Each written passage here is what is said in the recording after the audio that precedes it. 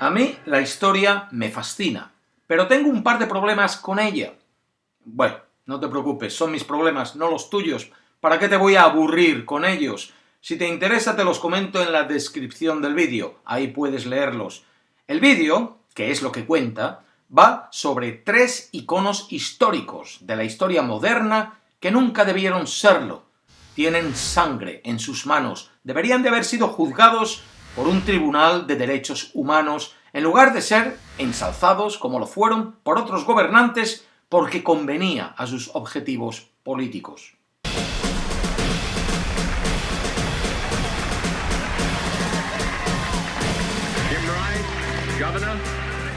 John Fitzgerald Kennedy está considerado como uno de los mayores iconos políticos de los Estados Unidos de América, aunque los historiadores le tengan por un presidente mediocre.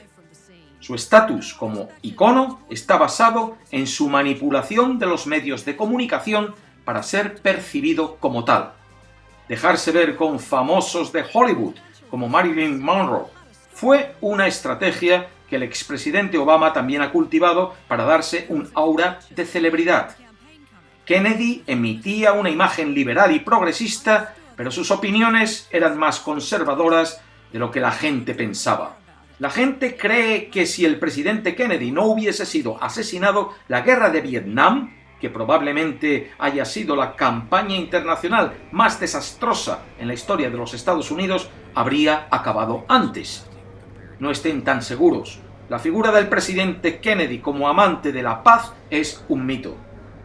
Kennedy odiaba el comunismo y todo lo que éste representaba. Él no podía contemplar la posibilidad de Vietnam caer en las manos del Vietcong, los comunistas. No nos lleva a nada bueno decir que vamos a regresar a casa y dejar el mundo a nuestros enemigos, manifestó. Tras su muerte, el fiscal general Robert Kennedy confirmó en una entrevista que el objetivo principal de su hermano había sido ganar la guerra de Vietnam, con tropas en tierra si era necesario. El periodista y escritor político Seymour Hersh apunta en la misma dirección cuando dice que fuesen cuales fuesen las intenciones de Kennedy, Vietnam era su guerra, incluso después de muerto. También durante su presidencia, en 1961, fue cuando ocurrió el intento de invadir Cuba con el desembarco en Bahía de Cochinos. Kennedy se esforzó por diferenciarse de los rancios líderes soviéticos y presentar una cara agradable a sus ciudadanos, pero como presidente los historiadores le consideran un fracaso.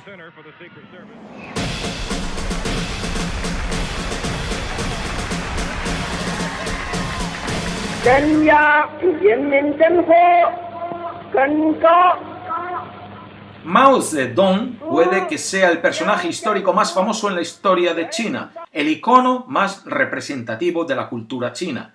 Su inmenso retrato aún cuelga a la entrada de la ciudad prohibida en Pekín. Paradójicamente, este palacio imperial podría haber sido destruido, como lo fueron tantos otros monumentos históricos chinos, gracias a su revolución cultural.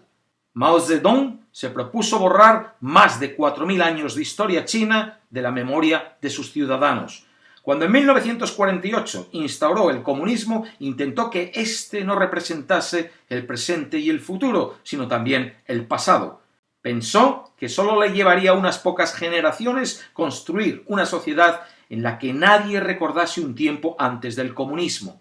Se puso a destruir monumentos emblemáticos chinos como la tumba del filósofo Confucio, y en 1966 proclamó su revolución cultural.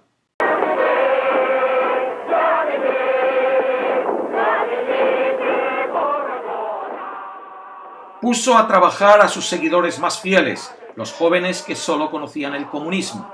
Estos habían de educar a sus profesores y denunciar a sus padres si les veían practicando sus tradiciones. Intelectuales, artistas, monjes y profesores fueron arrestados, deportados, torturados y asesinados solo por ser considerados los preservadores del conocimiento antiguo. Durante los 10 años que duró la revolución cultural, 7 millones de chinos fueron asesinados y millones de edificios y obras de arte destruidos. Cuando Mao murió en 1976, la revolución cultural paró inmediatamente, pero incluso hoy en día está prohibido discutir abiertamente los horrores de esa era. En Vietnam, país que acabo de visitar, la historia es similar. La destrucción del patrimonio nacional fue inmensa. Ahora que el país quiere abrirse al turismo y a Occidente, el mismo partido en el poder que causó aquella destrucción se acredita las labores de reconstrucción. Si piensas que esta barbarie contra la historia es propia de Oriente, piensa de nuevo. Los terroristas del Estado Islámico están destrozando sistemáticamente tesoros arqueológicos en Siria e Irak porque quieren borrar un pasado que consideran hereje según su ideología.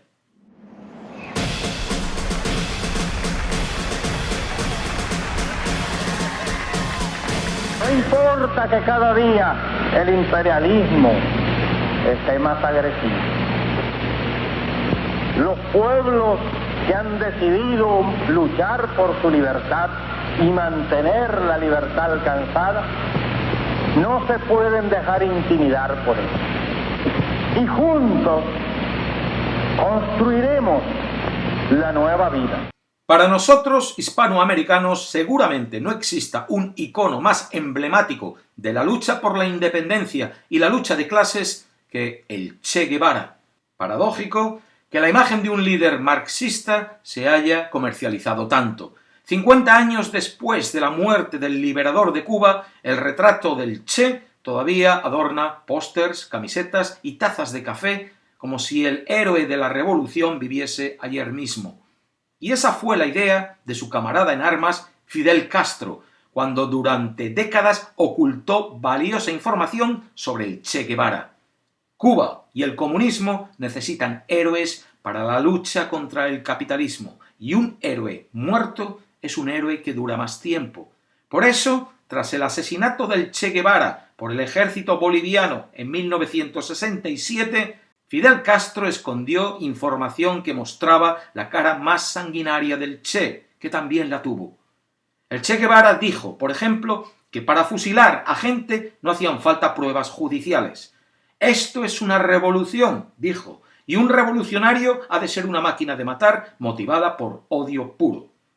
Durante la Revolución cubana, el Che Guevara abocó por ejecutar a los traidores. En los primeros 6 meses, tras el derrocamiento del dictador Batista, el Che ordenó 216 ejecuciones, 216 que fuesen nombradas. No solo sus enemigos fueron sus víctimas, también ciudadanos inocentes.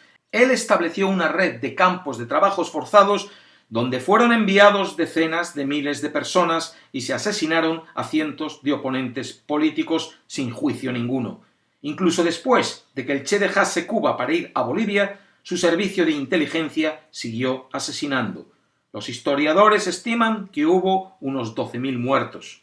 Se encuentra más información sobre este tema en el libro del refugiado cubano Jacobo Machover, La cara oculta del Che, en el que se recogen documentos y declaraciones de víctimas de esta época.